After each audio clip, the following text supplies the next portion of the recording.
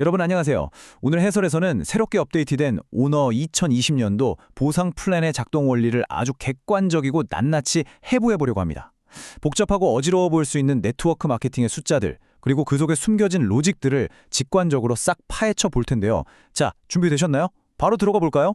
오늘 우리가 순서대로 짚어볼 핵심 내용들입니다.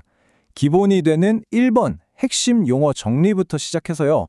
진입 매출 보상, 재구매 지원 시스템, 그리고 어떻게 조직이 커지는지 보여줄 네트워크 확장 모델을 거쳐서 마지막 종착지인 5번 개인 직급 보너스까지 쫙 한번 훑어보겠습니다.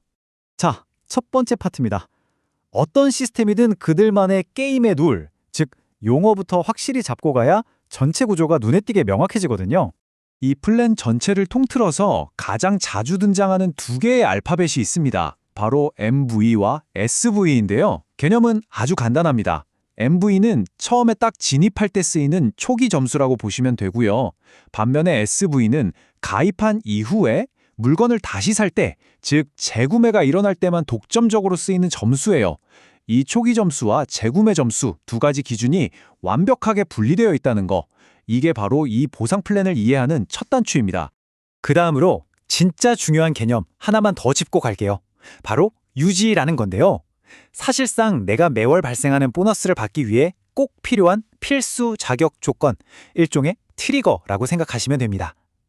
당월 보상을 받으려면 전전월에 40만 MV에 구매했거나 바로 지난달에 내 이름으로 5만 SV를 구매했거나 아니면 내가 직접 추천한 사람이 지난달에 5만 SV를 구매했어야 해요. 이 세 가지 조건 중에서 하나는 무조건 충족해야만 네트워크 구조의 혜택을 온전히 다 누릴 수 있게 설계되어 있습니다. 자, 그럼 두 번째 파트로 넘어가서 처음에 발생하는 이 진입 매출이 어떻게 보상으로 쪼개져서 돌아오는지 한번 살펴볼까요? 이 모든 이야기의 시작점이 되는 숫자는 바로 40만 MV입니다. 우리 돈으로 환산하면 대략 110만 원 정도 되는 초기 진입 장벽이죠. 이 가입 조건이 흥미로운 이유는요. 회원이 이 40만 점수를 딱 채우는 순간 첫 달부터 100% 지급이라는 구조가 확 열려버리기 때문입니다. 그럼 이 110만 원어치의 가치가 과연 시스템 안에서 어떻게 분배되는 걸까요? 이 초기 진입 매출, 회사 창고로 다 들어가는 게 아닙니다. 아주 철저하고 정교한 비율로 생태계 전체에 흩어지는데요. 발생한 매출 중에서 가장 덩어리가 큰 35%가 개인 직급 보너스로 먼저 빠집니다. 그리고 나를 데려온 추천인에게 20%, 확장 보너스의 20%, 리더십의 16%, 마지막으로 전체 공유 직급의 9%가 할당되죠. 정해진 룰에 따라서 정확하게 100%가 다 분배되는 구조를 가지고 있습니다. 방금 말씀드린 20% 추천 보너스, 이게 실제 내 손에 떨어지는 현금으로 계산하면 어떨까요? 나를 기준으로 내가 직접 누군가를 데려왔다면 온전한 20%, 즉 8만 원이 발생합니다. 그런데 내가 직접 한 게 아니라 구조상 간접적인 후원이 일어났다? 그러면 이 금액을 나와 내 스폰서가 딱 절반씩 4만 원씩 사이좋게 나누어 가지게 되는 원리예요. 굉장히 직관적이죠? 이제 세 번째 파트입니다. 한번 가입하고 끝나는 일회성 이벤트가 아니라 계속해서 수익을 만들어내는 파이프라인, 재구매 지원 시스템을 들여다볼게요. 재구매 단계로 넘어오면요, 이 분배의 무게중심이 완전히 극적으로 이동합니다. 누군가를 직접 데려온 추천 비중이 무려 56%로 절반을 훌쩍 넘어가 버려요. 그리고 팀을 밀어주는 후원의 36%, ADS의 8%가 배정됩니다. 아까 초기 진입 때랑 비교해보면 차이가 확 나죠? 고객이 한 번 들어오는 것보다 지속적으로 물건을 다시 사게 만드는 행위에 훨씬 더 강력한 보상을 실어주도록 설계된 겁니다. 네 번째 파트, 네트워크 마케팅의 꽃이라고 할 수 있죠. 초기 행동이 어떻게 조직 전체로 퍼져나가는지 그 기하급수적인 네트워크 확장 모델입니다. 확장의 룰은 수학적으로 엄청 엄격하고 명확합니다. 내가 직접 데려온 추천 계보든 시스템상 내 밑으로 배치된 후원 계보든 양쪽 모두에 똑같은 규칙이 적용돼요. 시작점인 1세대부터 아래로 5세대까지 각 세대에서 나오는 매출의 2%씩을 무조건 균일하게 지급하는 방식이죠. 다 합치면 정확히 10%잖아요. 이 공식이 바로 네트워크가 깊어질수록 보상을 단단하게 깔아주는 베이스 캠프 역할을 합니다. 그럼 이 5세대 룰이 실제로 돌아가면 어떤 일이 벌어질까요? 놀라운 진화가 일어납니다. 내가 딱 6명만 추천했다고 가정해 볼게요. 이 6명이 2세대로 내려가면 36명으로 불어나고요. 이분들이 다시 6명씩을 추천하면 3세대에서는 216명, 4세대로 넘어가면 무려 1296명으로 폭발적으로 뻗어나갑니다. 진짜 작은 시작 하나가 구조를 타고 내려가면서 얼마나 방대한 조직으로 변모하는지 여고 없이 보여주는 거죠. 이 5세대 모델이 꽉 찼을 때 나오는 수학적 최대치가 바로 7,776명입니다.